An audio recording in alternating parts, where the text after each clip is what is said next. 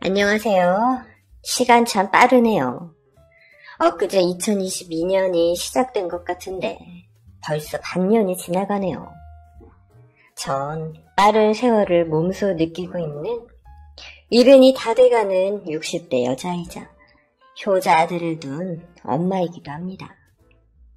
제가 잠이 들기 전 랄라에서 사연 하나를 듣고 자는 습관이 있는데 오늘은 제가 주인공이 돼볼까 합니다. 사연이 채택될진 모르겠지만 제 인생의 희로애락을 몇 자 적어보도록 하겠습니다. 가난하고 없던 시절 쌀밥이 귀해서 옥수수밥과 보리밥을 겨우 먹을 수 있어 입에 풀칠하던 시절, 제 나이의 노인이라면 모두 공감하실 겁니다. 그때는 지금처럼 먹을 게 넘쳐나는 세상이 오리라곤 상상도 못했는데 강산이 여러 번 바뀌며 살만한 나라가 되었죠. 어릴 적 못 먹고 커서인지 유전의 탓인지 키가 작고 빼빼 마르게 성장했어요. 20이 되어도 키가 150까지 자라고 더는 크지 않았답니다. 그 당시 결혼은 지금처럼 여러 사람과 연애하고 결혼한 배필을 선택하는 시대가 아니었기 때문에 얼굴 몇 번 보고 바로 결혼을 하게 되었죠. 전 가난한 집안에 태어났지만 천만다행으로 곱게 생긴 외모를 가지고 있어서 마을 남자들이 신부로 데려가려고 안달이 났답니다.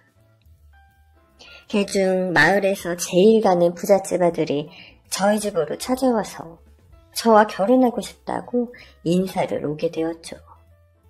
당연히 부모님은 제 인생의 일생일대 기회라며 당장 시집을 가라고 재촉하셨습니다. 저도 부모님 말씀을 따르는 게 당연하다고 생각해서 잘 알지도 못하는 부잣집 남편에게 시집을 가게 되었어요. 가난한 사람들이 판치는 시대인 만큼 결혼식도 못 올리고 살림만 차린 부부들이 대다수였는데 전 전통혼례까지 치르면서 호화스러운 결혼식을 올리게 되었답니다. 그리고 대저택인 시댁으로 들어가서 시집살이를 하며 제2의 인생을 시작하게 되었죠. 시부모님은 그 시대 어른들처럼 매우 엄격하고 보수적인 분들이었어요. 여자는 조신하게 집에서 살림하고 남자 내조에 최선을 다하고 건강한 아들을 낳아야 한다는 규칙을 미주알고주알 말씀하셨죠. 그렇게 시작한 시집살이는 꽤 힘이 들긴 했어요. 나이도 어리고 쪽방에서 살던 제가 몰랐던 살림살이가 넘치도록 많았으니 배워야 할 것이 한두 가지가 아니었습니다. 그래도 눈치 하나는 빨랐기 때문에 시어머니가 시키신 일들은 빠릿빠릿하게 해냈어요. 그리고 시집살이를 하며 가장 좋았던 점은 쌀밥을 매일 먹을 수 있다는 거였습니다. 반찬도 고기와 생선이 매일같이 올라왔는데 눈치껏 몇 조각을 제 입에 넣을 수 있었죠. 먹는 것에 한이 맺힌 저로서는 시집살이가 아무리 고돼도 삼시세끼 밥만 잘 먹으면 행복하다는 게 저의 크나큰 행복이었답니다. 그렇게 시집살이가 몇 달 지나가자 시부모님이 슬슬 아이를 가져야 한다며 눈치를 주셨습니다. 자식은 무조건 많이 낳아야 되고 당연히 아들만을 강조하셨네요. 남편과 전 금실 좋은 부부였기 때문에 시부모님의 바람대로 임신은 얼마 지나지 않아서 성공했고 제가 먹는 음식들은 더 푸짐하고 맛있는 것들로 이루어졌답니다. 만삭이 되고 출산을 준비하는데 시어머니가 저에게 훈계하듯이 말씀하셨어요. 애미야, 이번에 아들을 꼭 낳으면 좋겠지만 만약에 딸을 낳게 돼도 괜찮아. 아이는 얼마든지 많이 낳을 수 있으니 너무 염려 말거라. 하지만 아들은 꼭 낳아야만 한다. 그렇게 못하면 넌 이 집의 며느리로 평생 지낼 수 없어. 내 말 알아듣겠니? 네? 네, 어머니. 제 힘이 닿는 데까지 아이를 낳아볼게요. 그리고 꼭 손자를 안겨드리도록 하겠습니다. 그 당시엔 왜 그리 아들이 귀하다고 여겼는지.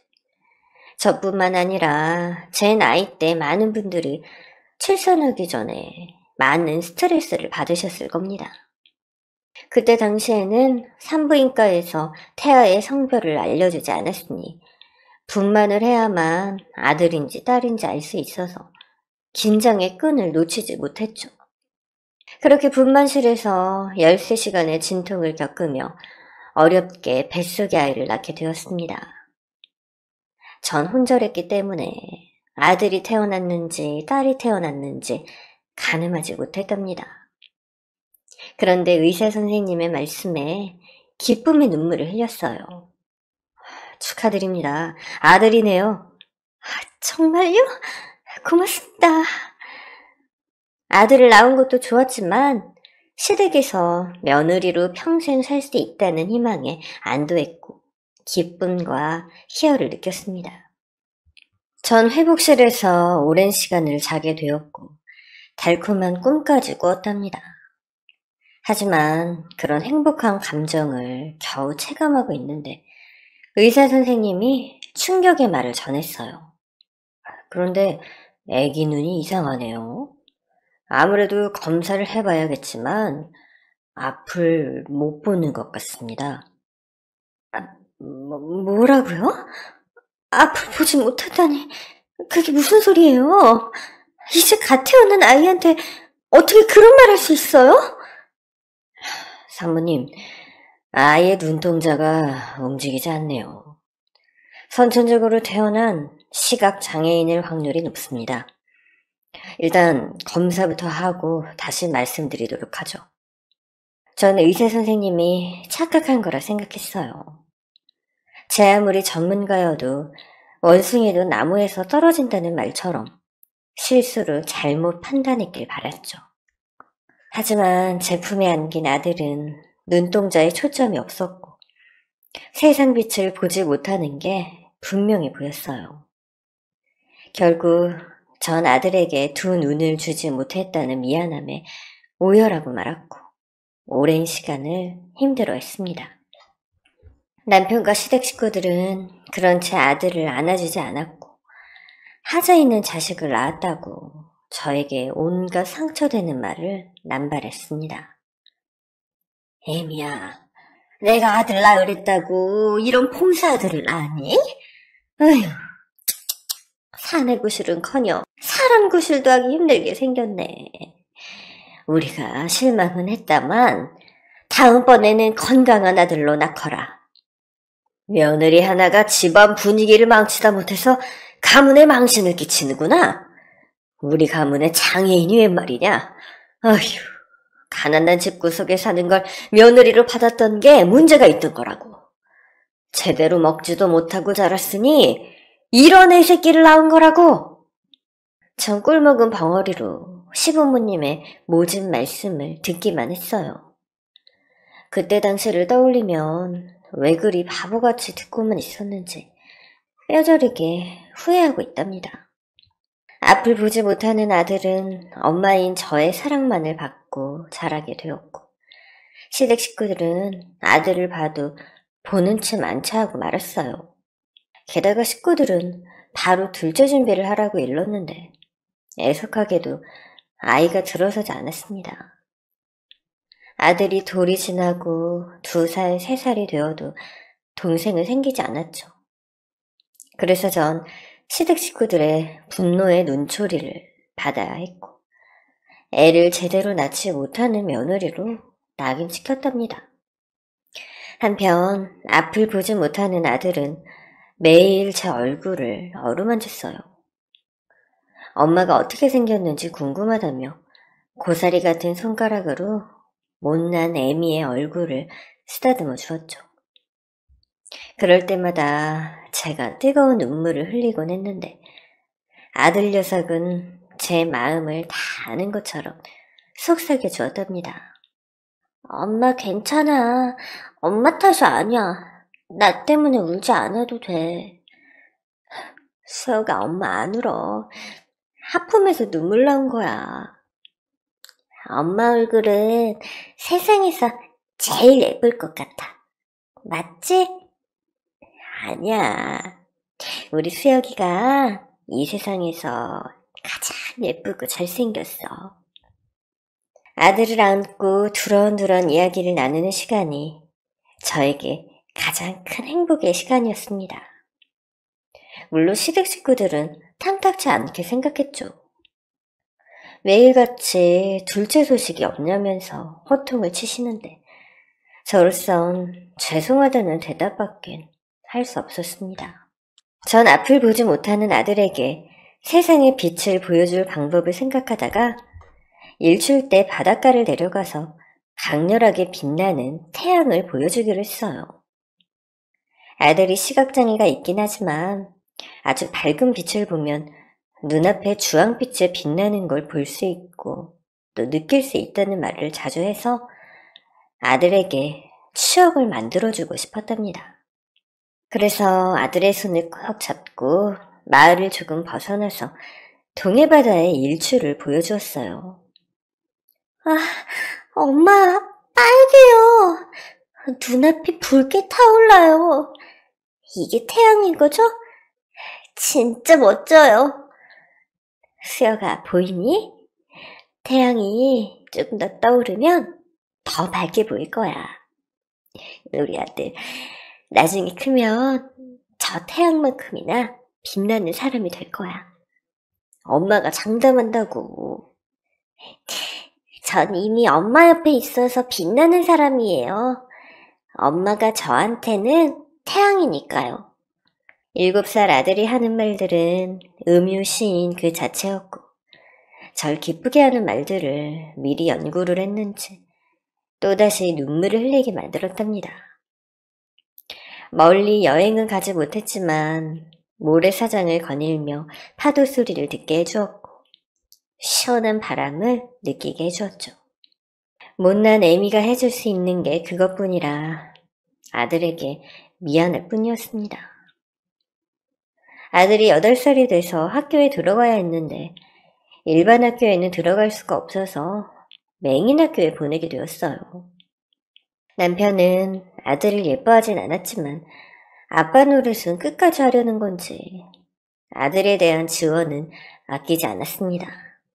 아들은 맹인 학교 중 가장 비싸고 좋은 곳으로 입학하게 되었어요. 학교는 저희 집과 거리가 좀 있었는데 남편이 운전기사를 고용해서 등하교를 편하게 시켜주었죠.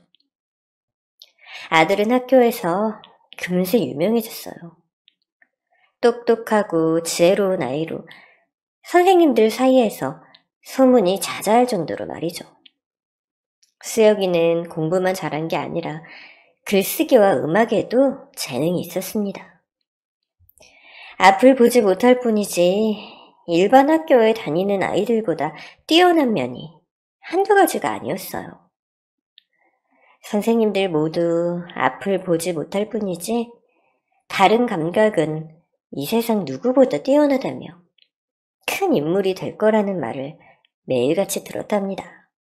비록 시댁에서 봉사아들을 낳고 더는 애를 못 낳는 하자 있는 계집이라 욕을 먹으며 지냈지만 아들을 보는 행복에 젖어서 나쁜 말들은 제 귀에 들어오기도 전에 바닥으로 떨어졌습니다. 그렇게 제 인생은 물 흐르듯 잘 흘러가는 듯 싶었죠. 하지만 아들이 9살이 되던 해 저에게 엄청난 역경이 찾아오고 말았습니다. 제 남편과 시부모님들이 입을 맞췄는지 제가 아닌 다른 여자를 며느리로 드리겠다고 집으로 데리고 온 겁니다. 뿐만 아니라 그 여자는 홀몸이 아니었고 배가 어느 정도 부른 상태였죠.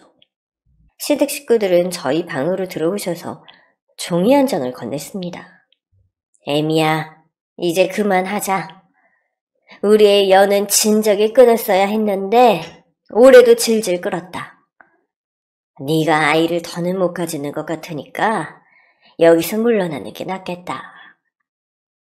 어머니, 제가 질질을 못 가져서 그런 거예요? 저 노력하고 있어요. 조금만 기다리시면 좋은 소식이 있을 거라고요. 너 눈치가 왜 이렇게 없니? 아까 우리 집에 들어온 여자 못 봤니? 이미 배가 불러가지고 들어왔잖아. 앞으로는 그 애가 우리 집 며느리가 될 게야. 뱃속의 아이는 아들이라고 하더라. 의사한테 꼬치꼬치 물어서들은 확실한 대답이야. 우리 집 가문에 봉사 아들만 있으면 되겠니? 정상적인 아들도 있어야지. 이미 얘기가 끝났으니까 넌 도장이나 찍고 나가면 된다. 우리가 널 배려해서 그래도 방 한 칸 얻을 돈은 주마. 그걸로 새롭게 시작해. 처음엔 혼자 사는 게 좀 어렵겠지만 적응되면 금세 좋아질 거야. 잠시만요. 혼자 살다뇨? 제 아들 수혁이는요? 지금 저 혼자 나가라는 말씀이세요? 어머니, 제발요. 저 내치지 말아주세요. 제가 시키는 대로 다 하고 쓸 테니까 제발 수혁이랑 이 집에서 살게 해주세요. 정말 구제불능이네. 아니, 말귀를 이렇게 못 알아들어서 이 험한 세상을 어떻게 살아가려고 그러는 거야? 아니, 참말 말고 이혼 서류에 도장 찍고 나가. 어머니, 제발요. 저 버리지 말아주세요. 수혁이랑 떨어뜨리지 말아주세요. 전 무릎을 꿇고 오열하며 두 손을 빌었습니다. 저에게서 수혁이를 데려가지 말라고 말이죠. 이혼을 하라면 할 테니 수혁이만큼은 제 곁에서 떼어내지 말라고요. 하지만 반강제로 이혼을 당하고 시댁에서 쫓겨나다시피 했고 사랑스러운 아들과 떨어지게 되었답니다. 하지만 아들을 포기할 수 없던 전 시댁과 가까운 곳으로 방을 얻었고 자주 시댁 앞을 찾아가서 아들을 만나려고 시도했습니다. 매일 부은 눈으로 시댁을 찾아가 봤지만 돌아온 건 소금 세례와 욕바가지가 전부였네요. 거의 반 미쳐버린 전 마을에서 소문이 안 좋게 나버렸고 시아버지의 입심을 더해서 사람들이 저희 집을 찾아와 행패를 부리기 시작했습니다. 자기들 고향에 미친 여자가 있는 게 망신이고 거슬리니 빨리 떠나라고 협박을 하더군요. 게다가 이혼이라는 흠을 가진 여자였으니 마을의 위상을 떨어뜨리지 말고 빨리 사라지라며 밤낮을 막론하고 창문에 돌을 던지는 이웃들이 덜어 있었습니다.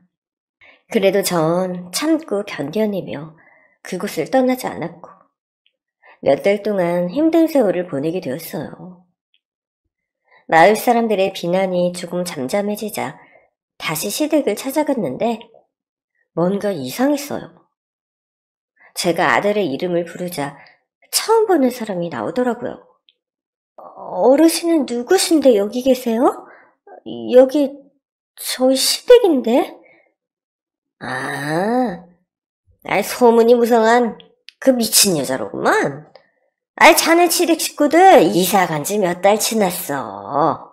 집과 땅을 다 팔고 도시로 갔다 하더구만. 이제 여기에 자네가 찾는 사람은 아무도 없으니까 찾아오지 말게. 안 돼요, 어르신. 그럴 수 없어요. 지금 거짓말하는 거죠. 저희 시부모님이 시킨 거죠. 전 어르신을 밀치고 시댁 안으로 들어갔습니다. 그런데 안에 있던 식구들은 저희 식구들이 아니었고 낯선 사람들로 가득했답니다. 그제서야 수혁이와 시댁 식구들이 떠났다는 걸 알게 되었고 전 낙심하고 서러운 눈물을 흘리며 돌아갔어요. 아들이 어디로 떠났는지 마을 사람 모두에게 물어봤지만 다들 모른다고 대답했고 찾아도 소용없으니 빨리 잊고 마을을 떠나라고 훈계를 했답니다. 아들을 잃은 전 매일 실신한 채로 방 안에 누워만 있었어요. 시간이 어떻게 지나가는지 느끼지도 못할 만큼 고독하고 외로움을 느끼면서 말이죠. 그렇게 삶을 버티다 결심을 하게 되었습니다. 아들이 떠난 서울로 가기로요. 그곳에서 살다 보면 우연히 한 번이라도 마주칠 수 있지 않을까 하는 바람으로 짐을 싸서 시골 마을로 떠났답니다. 서울에 어딘지 모를 곳을 방황하다가 한 여관방에 들어가게 되었고 일자리를 구하기로 했어요. 배운 것 없고 할 줄 아는 게 없던 전 아무 일이나 찾게 되었고 이틀 만에 시장 안에 있는 국밥집에 취직했답니다. 처음에 설거지부터 해야 한다 해서 하루 종일 주방 개수대 앞에서 허리를 숙인 채 뚝배기를 싹싹 닦는 게 전부였어요. 머릿속에는 아들 생각으로 가득한 채 그 자리에서 계속 일하게 되었고 시간이 지나며 더 이상 아들을 찾는 건 불가능하다는 걸 깨달았답니다. 어딘가에서 살고 있을 자식을 가슴에 묻는 건 결코 쉬운 일이 아니었지만 전 그렇게 했습니다. 어쩌면 지금 식구들과 더 행복하게 살고 있을지도 모르니 제가 빠져주는 게 맞을 것 같다는 착각까지 들어서 혼란스러움을 잊기 위해 아들을 보내주기로 했죠. 그렇게 똑같은 하루를 반복하며 살던 저에게 새로운 인생의 기회가 찾아왔어요. 제 나이 32살이 되던 때였는데 어느 단골 손님이 절 예쁘게 봐주셨는지 여러 번 구애를 해주셨습니다. 그분은 저처럼 이혼하고 아들과 딸을 키우며 살고 있다고 전했습니다. 사실 자식이 그리워서 그분의 구애가 반가웠어요. 새로운 자식들을 만나게 되면 제 마음의 상처가 조금 나아질까 싶은 마음이었죠. 그래서 그분과 혼인신고를 하고 새로운 집에 들어가서 살게 되었답니다. 새로 생긴 아들, 딸은 제 아들과 비슷한 또래였어요. 그래서 더 마음이 가게 되었고 아이들의 좋은 엄마가 되기로 결심했네요. 단골 손님에서 남편이 된 그이는 정말 착한 사람이었어요. 제가 하늘에 있는 별을 따달라고 하면 당장 우주여행을 할 기색으로 초롱초롱한 눈으로 절 바라봐 주었어요. 인품도 훌륭하고 경제적인 능력도 뛰어난 사람이라 저에겐 과분한 사람 그 자체였습니다. 그이는 제가 국밥집에서 일하는 게 고생스러워 보이고 아이들과 하루빨리 가까워지길 바란다며 일을 그만두게 했답니다. 그래서 저와 아들, 딸은 셋이 보내는 시간이 무척이나 많았어요. 잃어버린 아들 수혁이에게 해주지 못한 추억들을 선물해 주려고 무던히 애를 쓰고 사랑을 아끼지 않았죠. 그러자 아이들도 절 친엄마 이상으로 잘 따라줘서 수혁이만큼은 아니지만 제 마음의 빈자리를 가득 채워줬습니다. 그렇게 세월은 흐르고 또 흘러 아들, 딸이 시집 장가를 가게 되었고 남편과 전 환갑의 나이가 되어 둘만의 시간을 보내게 되었죠. 남편은 아들, 딸에게 거의 모든 재산을 넘겨주었기 때문에 저와 단둘이 살 조금의 노후 자금만을 남기고 일찌감치 은퇴했습니다. 그런데 아들과 딸이 결혼하고 아이를 낳더니 좀 많이 변하더라고요. 저희 집에는 거의 찾아오지도 않고 안부 전화를 가장한 돈을 요구하는 연락을 자주 했답니다. 마음 약한 남편은 거절하지 못하고 자식들에게 아낌없이 퍼주었죠. 여보, 민철이랑 민지가 많이 변한 것 같아. 그렇게 착한 애들이 결혼하고 나서는 찾아오지도 않고 돈 달라는 전화만 하네. 아휴, 사는 게 힘들어서 그런가 보지. 아이, 그나마 내가 퇴직금 받아놓은 게 있었으니 도움이라도 되지. 나중에 또 도와달라는 말을 하면 어떻게 해야 할지 모르겠어. 우리한텐 이제 이 작은 집 하나뿐이잖아. 당신을 호강시켜주고 싶었는데 아무것도 못해줘서 미안할 따름이야. 무슨 소리야.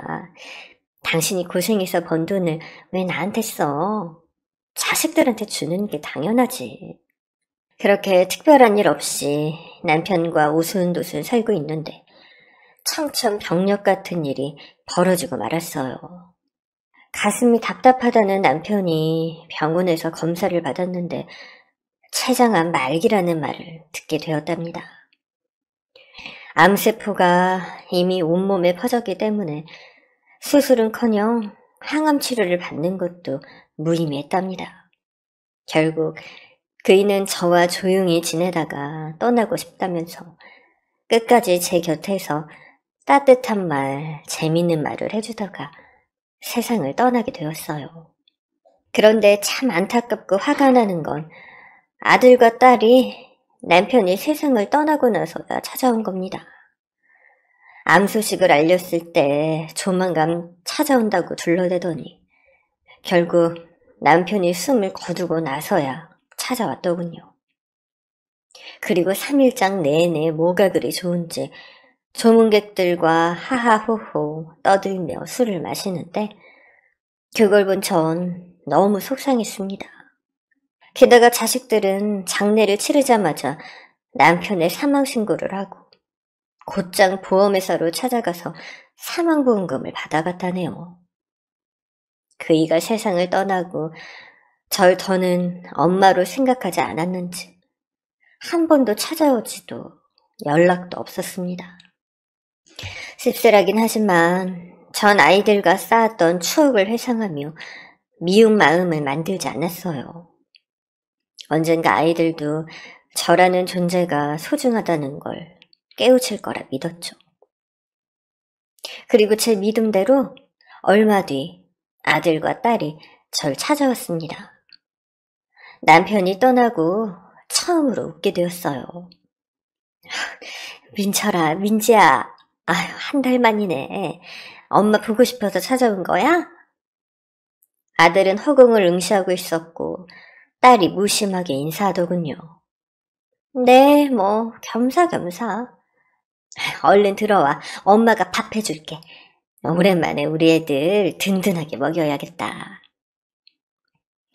저 혼자 신나서 밥상을 차리는 동안 아이들은 저에게 할 말이 있어 찾아왔는지 수건대며 앉아있더라고요.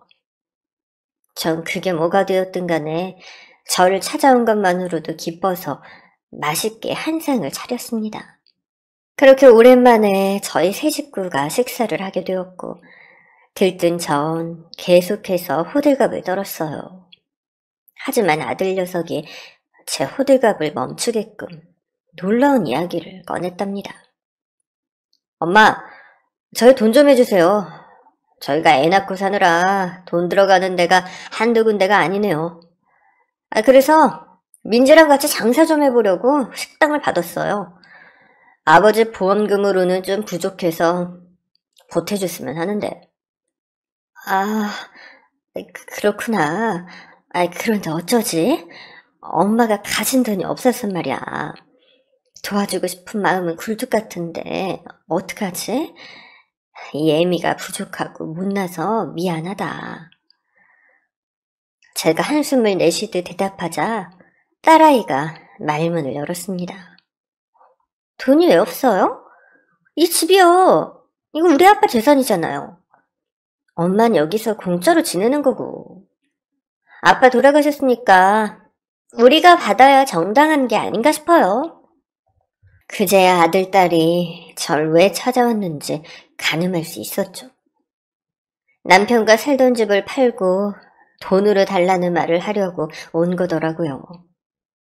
돈 한 푼 없는 제가 어디로 가든 아무 상관없듯이 말하는 자식들이 못내 섭섭하고 안타까웠습니다. 그래도 20년 넘게 함께한 세월이 있어서 엄마라고 생각할 줄 알았는데 저만의 착각이었던 것 같았죠. 그래, 이 집 팔도록 할게. 오늘 내놓을 테니까 팔리는 대로 돈 보내줄게. 그런데 민철이, 민지야, 엄마가 비록 새엄마지만 너무 남처럼 대하지 말아줘. 이 엄마는 너희가 친자식이라고 생각해. 다음에 밥 먹고 싶으면 전화해. 엄마가 언제든지 맛있게 차려줄 테니까. 아이들은 집 팔리면 바로 돈을 넣으라는 말만 남기고 떠났습니다. 그래서 전 빈털터리가 되었고 보증금이 거의 없는 원룸에서 지내게 되었어요. 참 바보 같다 생각하시는 분들이 많겠지만 전 자식들에게 아낌없이 주고 싶어서 이와 같은 결정을 내렸답니다. 그렇게 돈이 없으니 생활전선에 뛰어들어야 해서 식당 종업원으로 들어가게 되었어요. 나름 바쁘게 사니 재미도 있었고 수다를 떨 동료들이 있어서 사는 맛도 느껴졌죠. 1년 동안 열심히 일했더니 시급도 오르고 4대 보험까지 들어줘서 큰 만족을 하면서 지냈답니다. 그런데 이번엔 제 몸에 적신호가 켜졌어요. 머리가 너무 어지럽고 속이 메스껍기까지 했고 소변을 제대로 보지 못할 정도로 많이 늙고 아파졌습니다. 병원에 찾아갔더니 신부전증이라면서 혈액투석과 약물 복용으로 치료를 해보자고 하더군요. 의사 선생님은 제 신장 상태가 많이 안 좋다면서 신장 이식까지 염두에 두라고 하셨습니다. 하지만 전 금세 좋아질 거라 믿고 매주 투석을 받으러 병원에 다녔어요. 그런데 여기서 또 문제가 생겼습니다. 바로 병원비였죠. 민철이 민재에게 집을 팔고 돈을 해줬을 때 제 사정이 좋지 않아서 들어놓은 보험을 모두 해약했기 때문에 제 돈으로 모두 치료비를 충당해야 했답니다. 여러 차례 투석을 하고 통장에 잔고가 바닥이 날 때쯤 살고 싶은 마음과 도움받고 싶은 마음이 들었어요. 그래서 아이들에게 연락했답니다. 민철아, 엄마야, 잘 지내지? 다름이 아니고 엄마가 지금 신부전증을 앓고 있어서 몸이 좀 안 좋아. 병원비도 만만치 않고 말이야. 그래서 말인데 엄마를 좀 도와줄 수 없겠니? 병원비요? 아, 제가 왜요? 이제 그쪽이랑 우리는 남남이잖아요. 아버지 살아계셨을 때는 엄마지 아직도 엄마라고 착각하시는 거예요? 게다가 돈이 떨어져서 이렇게 전화를 주면 곤란하죠. 제가 무슨 그쪽 물주도 아니고 말이에요. 아프다는 것도 다 거짓말이죠? 아들의 말을 듣자 더는 할 말이 생각나지 않았고 이내 전화를 끊어버렸습니다. 딸에게 전화를 해도 마찬가지일 것 같아서 연락하지 않았네요. 그렇게 투석을 다니다 보니 저와 비슷한 환자들이 옆자리와 앞자리에서 같이 투석하는 걸 보게 되었고 저에겐 없는 보호자들과도 친해져서 서로 응원하고 위로하는 말을 건네기도 했답니다. 그중 제 또래 되는 보호자가 있었는데 저보다 나이가 1살 어려서 저에게 언니 하며 살갑게 대하는 친구가 있었어요. 그 친구의 남편은 저보다 상태가 심하지 않아서 이식까지 가지 않고 통원 치료를 받고 있다고 전했습니다. 언니, 가족이 없어요? 그동안 쭉 보니까 늘 혼자 오던데. 아니, 있어. 아들하고 딸. 둘 다 사는 게 좀 바빠서 거의 못 보고 살고 있네. 그래도 둘이 크게 식당까지 차려서 아주 잘 살고 있어. 그렇구나. 그래도 엄마가 이렇게 아픈데 와서 봤으면 좋으련만. 그리고 언니는 이식 받을 정도로 안 좋다면서요? 자식들한테 검사 받아보라고는 해봤어요? 그게 내가 아픈 걸 말하지 않았어. 괜히 바쁜데 방해만 되고 늙은 엄마 살린다고 큰 수술 시키고 싶지 않거든. 그러자 동생은 아무 말 없이 고개만 끄덕였어요. 마치 모든 걸 알고 있다는 듯 말이죠.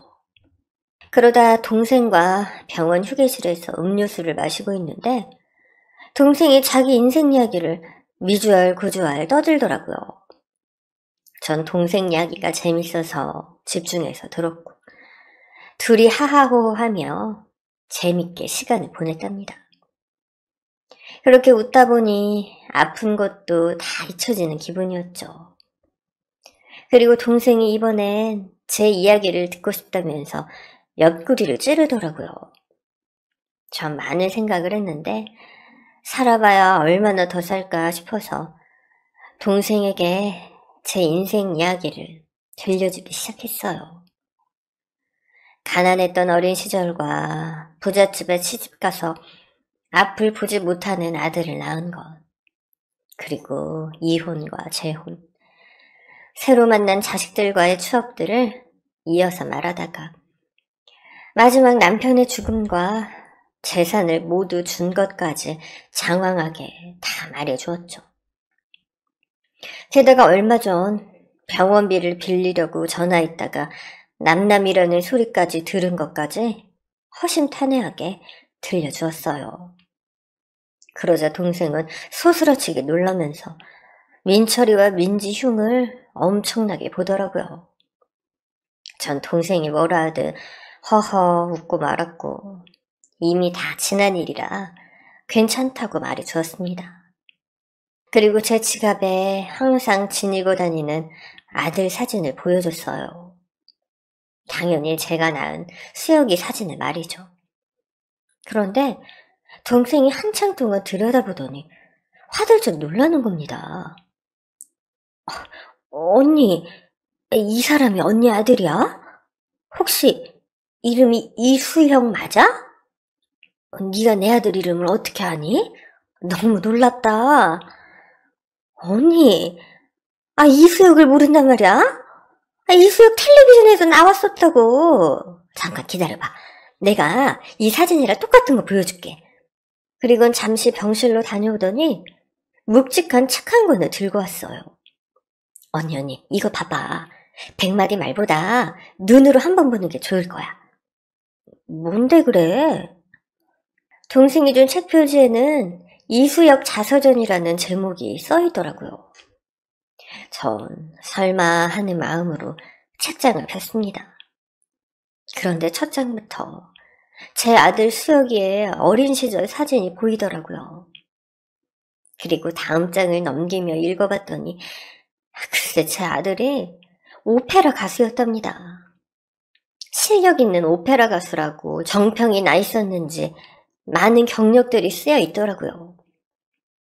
앞을 보지 못하지만 음악으로 세상을 보며 살아왔더라고요. 순간 온몸에 소름이 끼쳤고 눈에는 눈물이 주렁주렁 매달렸답니다. 게다가 최연소 나이로 교수의 자리까지 올라서 많은 제자들까지 거느리고 있다는 이야기까지 읽었어요. 수혁이가 오페라 가수의 교수라니. 아이고, 성공했구나. 잘 살고 있었던 거야. 내가 수혁이 인생에 끼어들지 않길 잘한 거였어. 언니, 무슨 말을 그렇게 해. 언니가 옆에 있었더라면 더 크게 성공했을 거야. 그럴까? 어쨌든 네 덕에 내 아들 소식을 다 듣고 너무 좋다. 그런데 수십 년이 지나서 날 잊었을 거야. 그렇게 아들을 가슴에 품고 기뻐할 수 있어서 너무 좋았어요. 죽기 전에 수혁이의 소식을 알게 되었으니 편히 눈 감아도 될 것 같았죠. 그런데 며칠 뒤 믿기 힘든 일이 벌어졌습니다. 병원에서 투석을 받고 있는데 옆자리 보호자였던 동생이 병실문을 열며 선물이 있다고 하더라고요. 나한테 선물을 준다고? 아유, 너도 참 괜히 허튼데 돈 쓴 거 아니야? 내 선물은 돈 주고 산 거 아닌데? 그럼 지금 공개할게.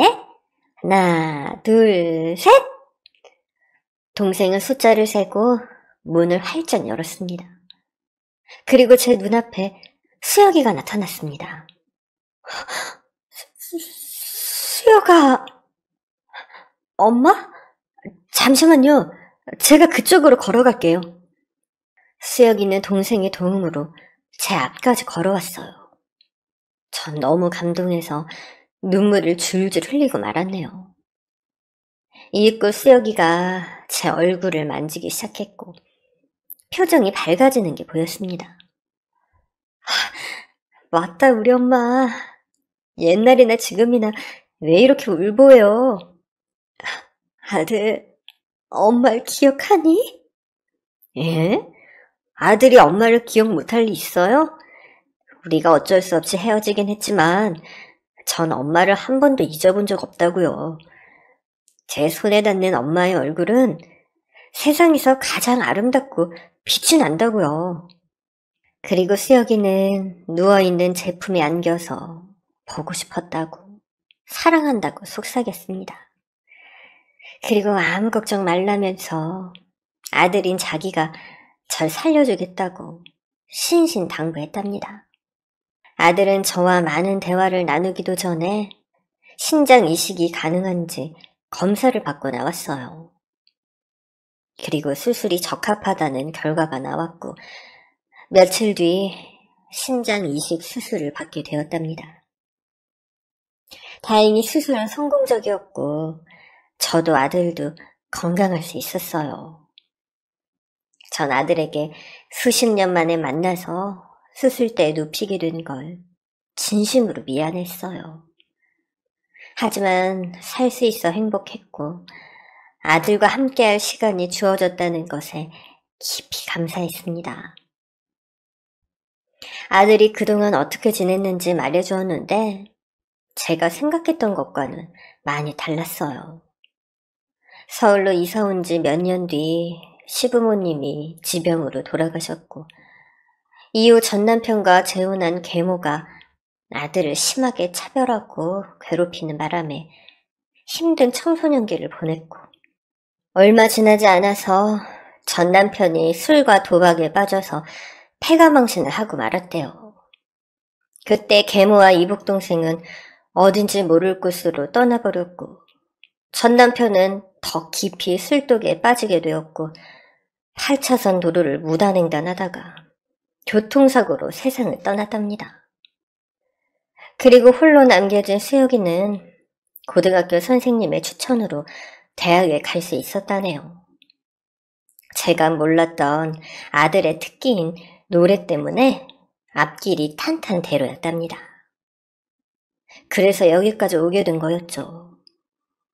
전 아들이 너무 자랑스러워서 잘 커줘서 고맙다고 연신 칭찬을 해줬네요. 그렇게 출세한 아들 덕에 전 대저택으로 들어가서 살게 되었어요. 아들 혼자 사는 집이었는데 이젠 저도 함께 살게 되었죠. 수혁인 그동안 못다한 효도를 하겠노라며 오래오래 살아달라며 부탁을 하더라고요.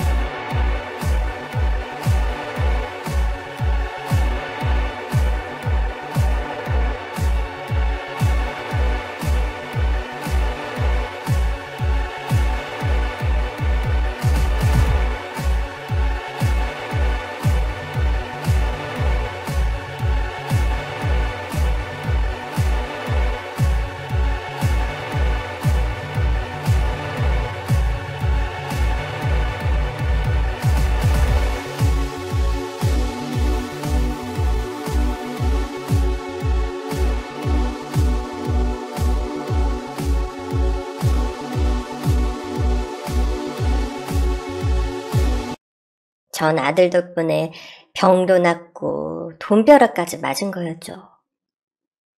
그런데 또 문제가 하나 생겼어요. 절 매몰차게 버린 민철이와 민지가 어떻게 알고 저와 수혁이가 사는 곳을 찾아왔습니다. 아이들은 여전히 변하지 않았더라고요. 저에게 이런 대저택에 살고 있으니 돈을 달라고 당당하게 말하는 겁니다. 만약 그 아이들이 절 끝까지 엄마로 생각했더라면 수혁이에게 부탁을 해서 도와줬겠지만 더는 자식들이 아닌 남남이었기 때문에 집에서 내쫓아 버렸습니다. 그리고 2년 뒤 그 아이들 소식을 들었는데 운영하는 식당이 쫄딱 망해버렸고 둘 다 이혼을 당했다고 합니다. 그렇게 돈 욕심 내더니 제 풀에 무너지고 만 거죠. 여하튼 저와 상관없는 아이들이니 신경 끄고 살고 있네요. 그리고 얼마 전 아들 수혁이와 오랜만에 동해로 여행을 떠났어요. 아들 녀석은 아직도 제가 일출 장면을 보여줬던 걸 생생하게 기억하고 있더라고요. 눈앞이 빨갛게 물드는 게 너무 좋다면서 절 보고 싶을 때마다 동해를 찾아왔다고 합니다. 이렇게 제 사연을 꾹꾹 눌러서 몇 자 적어봤는데 이제 막을 내려야겠네요. 지금 제가 어떻게 사는지는 예상되시죠? 수혁이와 행복하게 잘 살고 있답니다. 그런데 사람이 참 간사한 게 몸도 낫고 행복도 찾다 보니 다른 욕심이 생기더라고요. 바로 아들이 결혼하는 걸 보는 소원이 생겼답니다. 아들 녀석은 앞을 보지도 못하는데 어떤 여자가 좋아하겠냐고 하지만 전 우리 아들 내면을 사랑해줄 아름다운 여자가 분명히 존재한다고 일러주었습니다. 그래서 행복한 기다림을 하고 있어요. 그럼 전 이만 물러가겠습니다. 파란만장하고 희로애락이 가득한 제 이야기에 위로가 되셨길 소망합니다.